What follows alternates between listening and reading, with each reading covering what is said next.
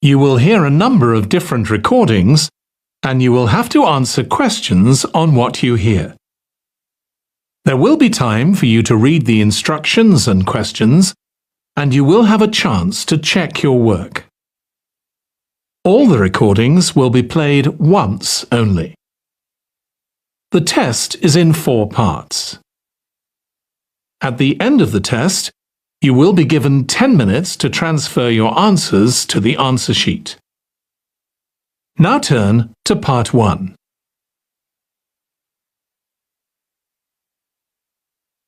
Part 1.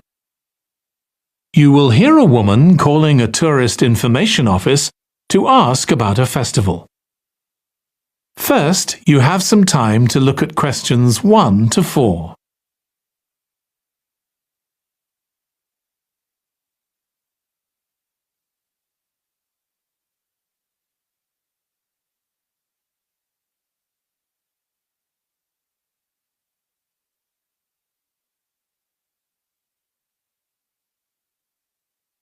Now listen carefully and answer questions 1 to 4.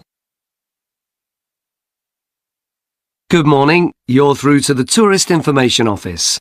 Tim speaking. How can I help you? Oh, hello. Could you give me some information about next month's festival, please? My family and I will be staying in the town that week. Of course. Well, it starts with a concert on the afternoon of the 17th. Oh, I heard about that. The orchestra and singers come from the USA, don't they? They're from Canada. They're very popular over there. They're going to perform a number of well-known pieces that will appeal to children as well as adults. That sounds good. My whole family are interested in music. The next day, the 18th, there's a performance by a ballet company called Eustatis. Sorry? The name is spelled Eustatis.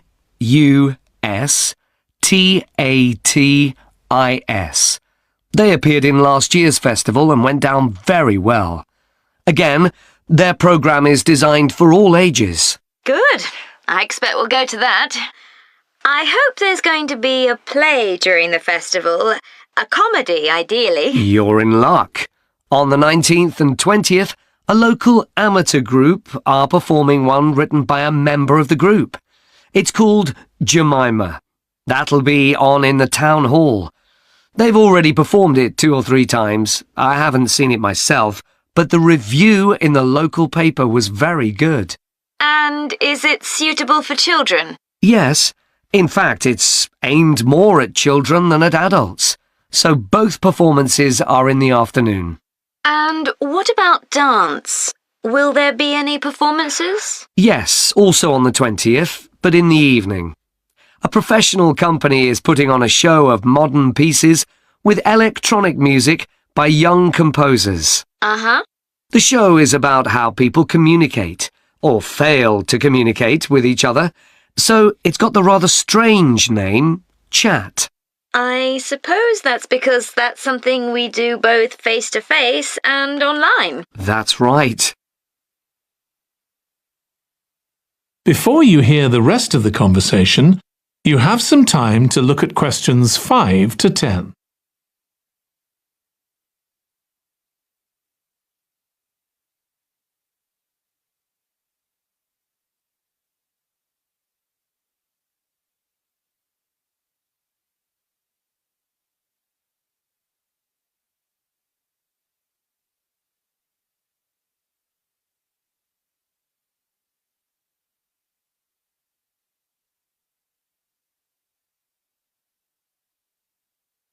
Now listen and answer questions 5 to 10. Now, there are also some workshops and other activities. They'll all take place at least once every day, so everyone who wants to take part will have a chance. Good. We're particularly interested in cookery. You don't happen to have a cookery workshop, do you? We certainly do. It's going to focus on how to make food part of a healthy lifestyle. And it'll show that even sweet things like cakes can contain much less sugar than they usually do. That might be worth going to. We're trying to encourage our children to cook. Another workshop is just for children, and that's on creating posters to reflect the history of the town. The aim is to make children aware of how both the town and people's lives have changed over the centuries. The results will be exhibited in the community centre. Then, the other workshop is in toy making, and that's for adults only. Oh, why's that? Because it involves carpentry. Participants will be making toys out of wood, so there'll be a lot of sharp chisels and other tools around. It makes sense to keep children away from it. Exactly. Now, let me tell you about some of the outdoor activities. There'll be supervised wild swimming. Wild swimming?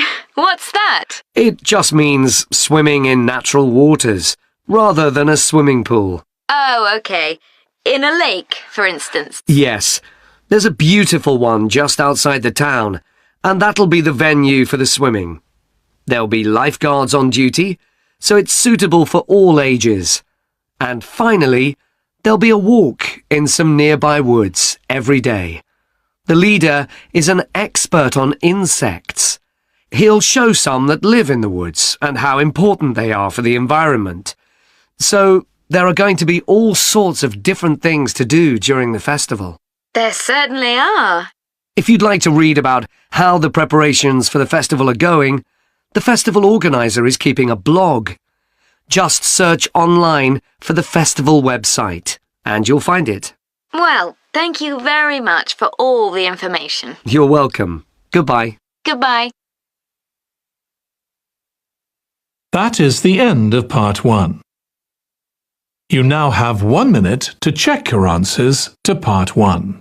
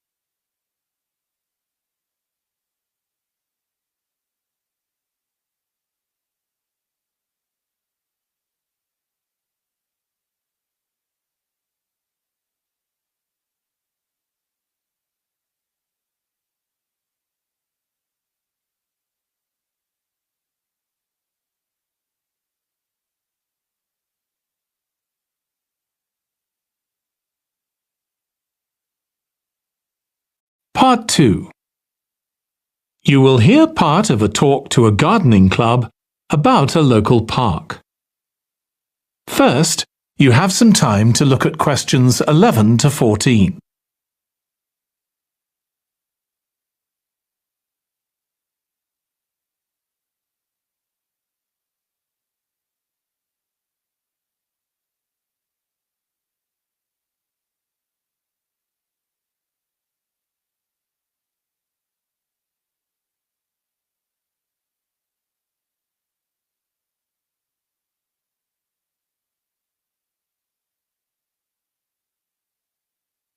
Now listen carefully and answer questions 11 to 14.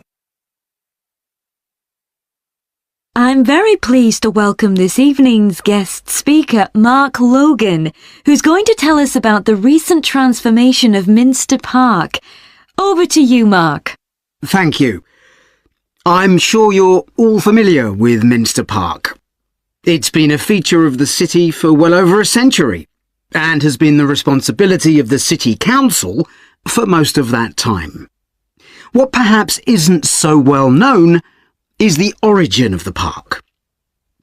Unlike many public parks that started in private ownership, as the garden of a large house, for instance, Minster was some wasteland, which people living nearby started planting with flowers in 1892.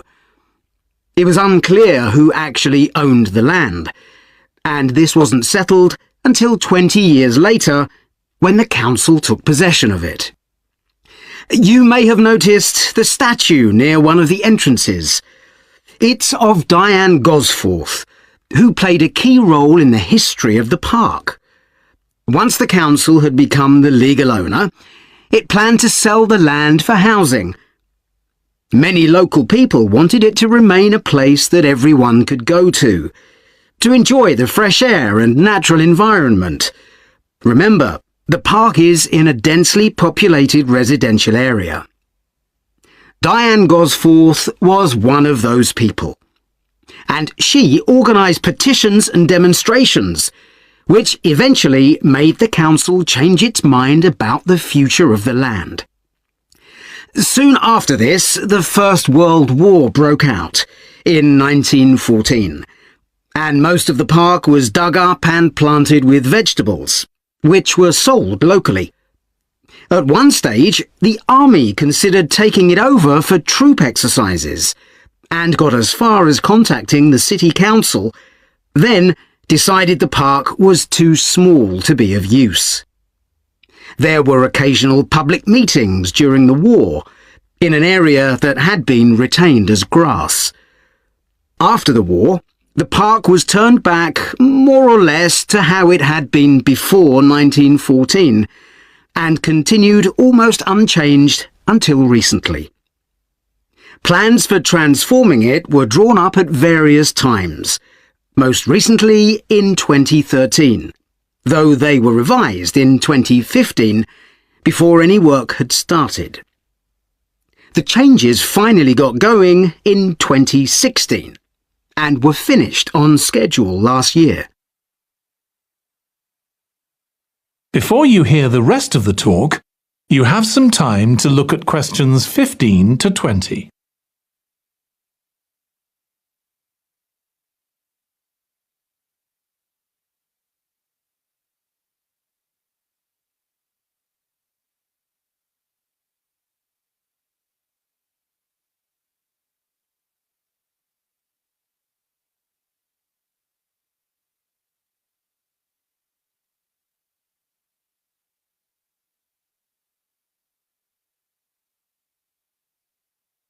Now listen and answer questions 15 to 20. OK, let me tell you about some of the changes that have been made and some things that have been retained. If you look at this map, you'll see the familiar outline of the park, with the river forming the northern boundary, and a gate in each of the other three walls. The statue of Diane Gosforth has been moved. It used to be close to the south gate, but it's now immediately to the north of the lily pond, almost in the centre of the park, which makes it much more visible. There's a new area of wooden sculptures, which are on the riverbank, where the path from the east gate makes a sharp bend. There are two areas that are particularly intended for children. The playground has been enlarged and improved, and that's between the river and the path that leads from the pond to the river. Then there's a new maze, a circular series of paths separated by low hedges. That's near the west gate. You go north from there towards the river and then turn left to reach it. There have been tennis courts in the park for many years, and they've been doubled, from 4 to 8. They're still in the southwest corner of the park, where there's a right-angle bend in the path. Something else I'd like to mention is the new fitness area. This is right next to the lily pond on the same side as the west gate. Now, as you're all gardeners, I'm sure you'll like to hear about the plants that have been chosen for the park. That is the end of part 2. You now have 30 seconds to check your answers to part 2.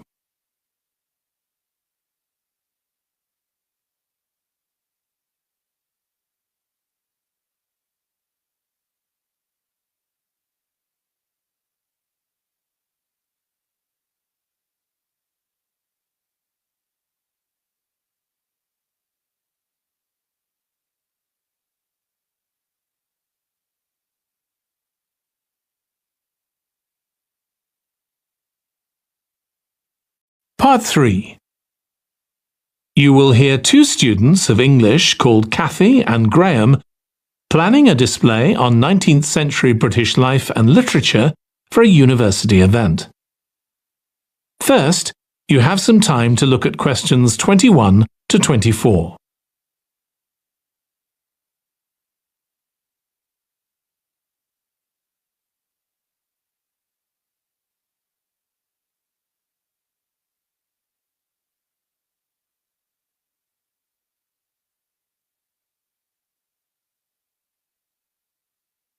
Now listen carefully and answer questions 21 to 24. OK, Graham, so let's check we both know what we're supposed to be doing. OK. So, for the university's open day, we have to plan a display on British life and literature in the mid-19th century. That's right. But we'll have some people to help us find the materials and set it up, remember? For the moment, we just need to plan it. Good. So, have you gathered who's expected to come and see the display? Is it for the people studying English or students from other departments? I'm not clear about it. Nor me. That was how it used to be, but it didn't attract many people, so this year it's going to be part of an open day to raise the university's profile. It'll be publicised in the city to encourage people to come and find out something of what goes on here. And it's included in the information that's sent to people who are considering applying to study here next year. Presumably, some current students and lecturers will come? I would imagine so. But we've been told to concentrate on the other categories of people. Right. We don't have to cover the whole range of 19th century literature, do we? No, it's entirely up to us. I suggest just using Charles Dickens. That's a good idea. Most people have heard of him and have probably read some of his novels or seen films based on them. So that's a good lead-in to life in his time. Exactly. And his novels show the awful conditions that most people had to live in, don't they? He wanted to shock people into doing something about it. Did he do any campaigning other than writing? Yes, he campaigned for education and other social reforms and gave talks. But I'm inclined to ignore that and focus on the novels. Yes, I agree. Before you hear the rest of the discussion, you have some time to look at questions 25 to 30.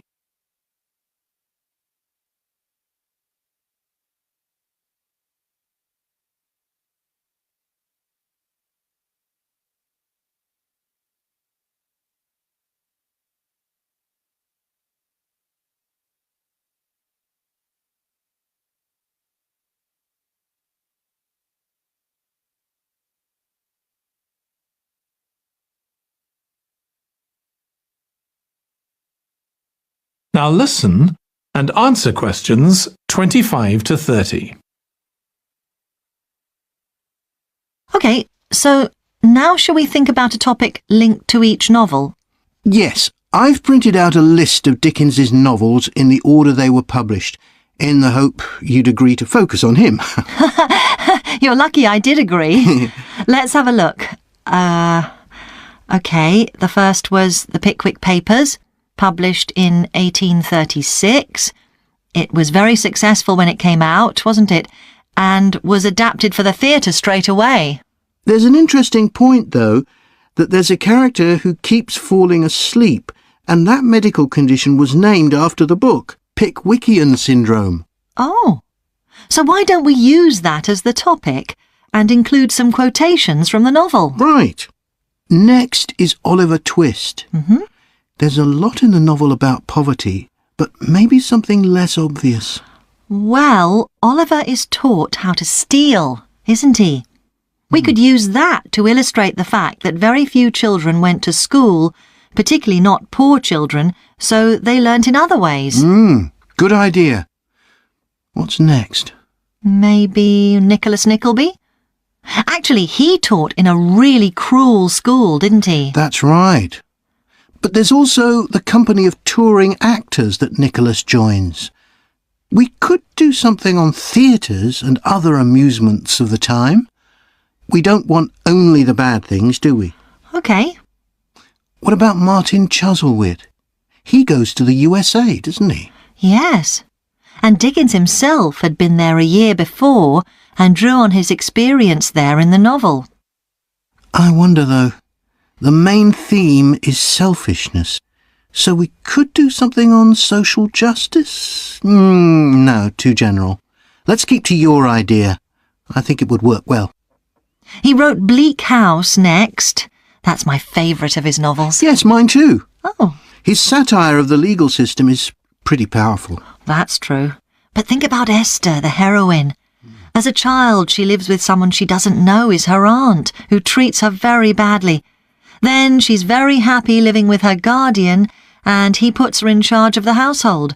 And at the end, she gets married, and her guardian gives her and her husband a house, where, of course, they're very happy. Yes, I like that. What shall we take next? Little Dorrit?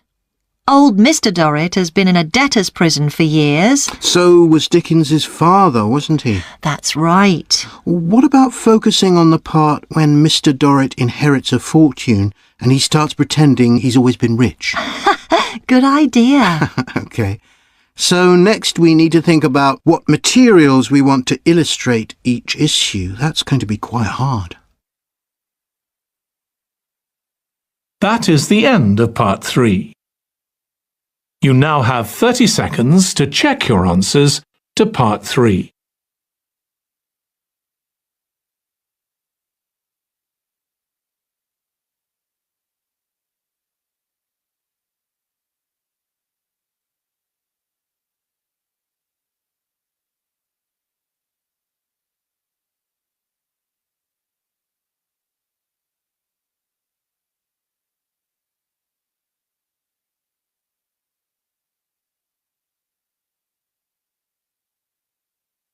Part 4. You will hear part of a presentation about an agricultural program in the country of Mozambique. First, you have some time to look at questions 31 to 40.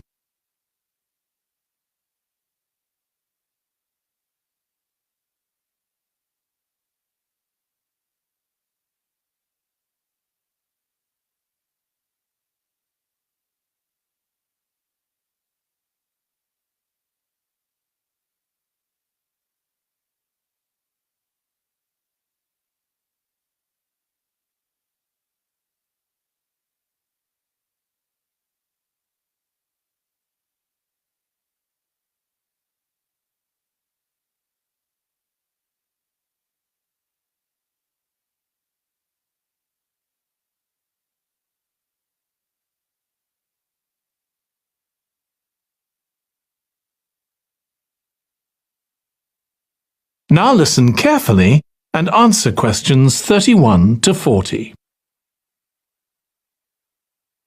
I'm going to report on a case study of a program which has been set up to help rural populations in Mozambique, a largely agricultural country in Southeast Africa.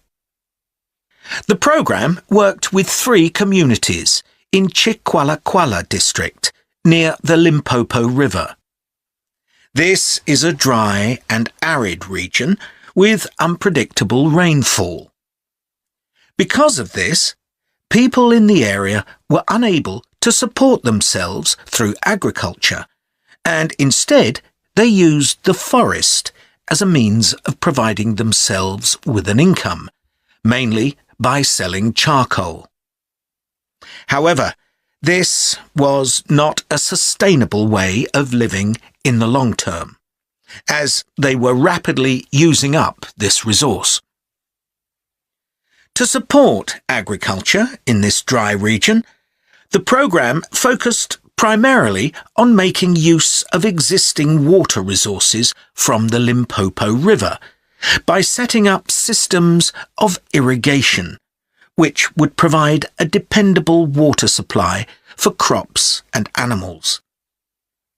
The program worked closely with the district government in order to find the best way of implementing this. The region already had one farmers' association, and it was decided to set up 2 more of these. These associations planned and carried out activities including water management, livestock breeding and agriculture. And it was notable that in general, women formed the majority of the workforce. It was decided that in order to keep the crops safe from animals, both wild and domestic, special areas should be fenced off where the crops could be grown. The community was responsible for creating these fences, but the programme provided the necessary wire for making them. Once the area had been fenced off, it could be cultivated. The land was dug so that vegetables and cereals appropriate to the climate could be grown, and the programme provided the necessary seeds for this. The programme also provided pumps so that water could be brought from the river in pipes to the fields. However, the labour was all provided by local people, and they also provided and put up the posts that supported the fences around the fields.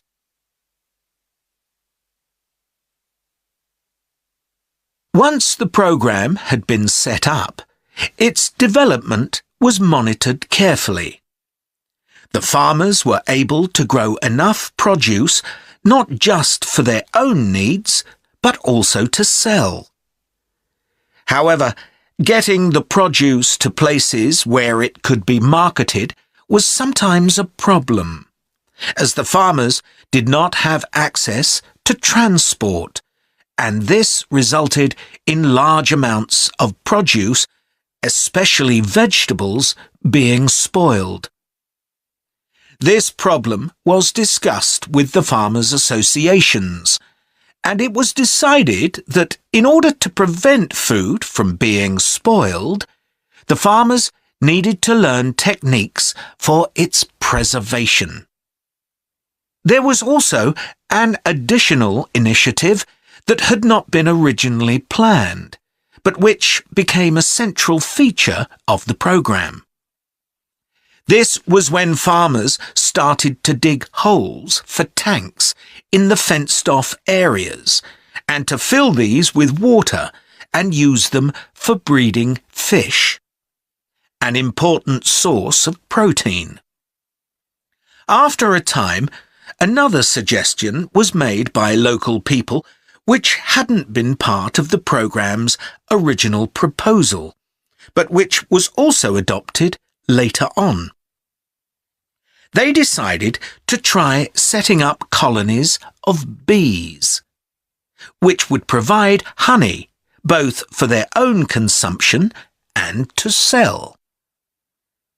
So, what lessons can be learned from this programme? First of all, it tells us that in dry, arid regions, if there is access to a reliable source of water, there is great potential for the development of agriculture. In Chikwalakwala, there was a marked improvement in agricultural production, which improved food security and benefited local people by providing them with both food and income. However, it's important to set realistic timelines for each phase of the programme, especially for its design, as mistakes made at this stage may be hard to correct later on. The programme demonstrates that sustainable development is possible in areas where there is. That is the end of part 4. You now have 1 minute to check your answers to part 4.